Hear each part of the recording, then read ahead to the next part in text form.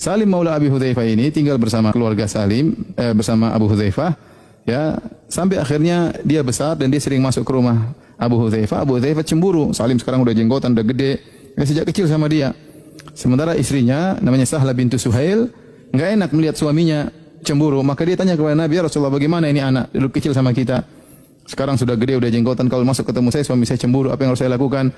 Kata Nabi SAW, susuin dia. Padahal udah jenggotan. Ini kasus terjadi di zaman Nabi SAW. Susuin dia. Akhirnya dia pun menyusui Salim, ya. Kemudian jadilah mahram. Akhirnya tidak mengapa jadi mahram, ya.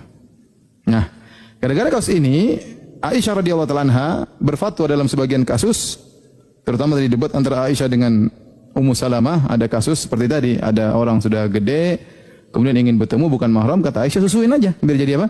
Mahram, ya. Dari sini khilaf, apakah boleh susuan lebih daripada 2 tahun? Ya. Bagaimana menghadapi kasus Salim tadi? Ada beberapa pendapat.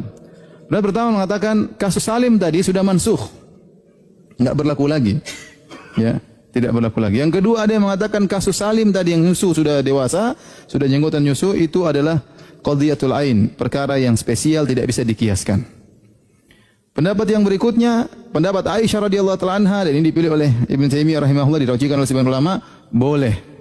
Meskipun sudah lebih dari 2 tahun, boleh, tapi kasusnya sama seperti kasusnya sama Salim, yaitu seorang dalam kondisi sangat butuh, tidak ada jalan keluar kecuali lelaki ini harus tinggal bersama kita, kecuali dengan dijadikan mahram, maka boleh menyusui lelaki tersebut meskipun sudah dewasa. Paham? Tentunya susuannya tidak harus langsung, paham? Ya.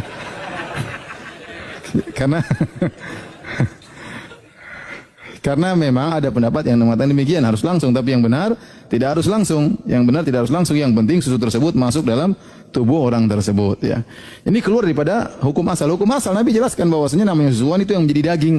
Jadi daging adalah kurang dari 2 tahun. Tapi kalau seorang dalam kondisi khusus, dan ini sering terjadi di tanah kita, misalnya seorang mengangkat anak sejak kecil, dia pelihara, ini bukan mahramnya, gimana? Ini udah gede, sudah dewasa, nggak boleh lagi kita lihat, nggak boleh kita pegang. Nggak ada solusi lain kecuali dengan menjadikan dia mahram. Caranya gimana? Istri kita suruh susuin dia. Kalau nggak bisa, maka ini misalnya kita perempuan, maka istri kita suruh susuin dia. Kalau nggak bisa, maka misalnya adik perempuan kita nyusui, suruh nyusuin.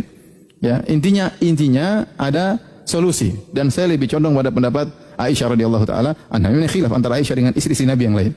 Mereka mengatakan tidak, itu khusus spesial. Kasusnya Salim tidak bisa dikiaskan berdasarkan hadis-hadis ini, contoh sebab khilaf. Ya, namun saya lebih condong pada pendapat Aisyah radhiyallahu taala anha. Paham sampai sini? Ya.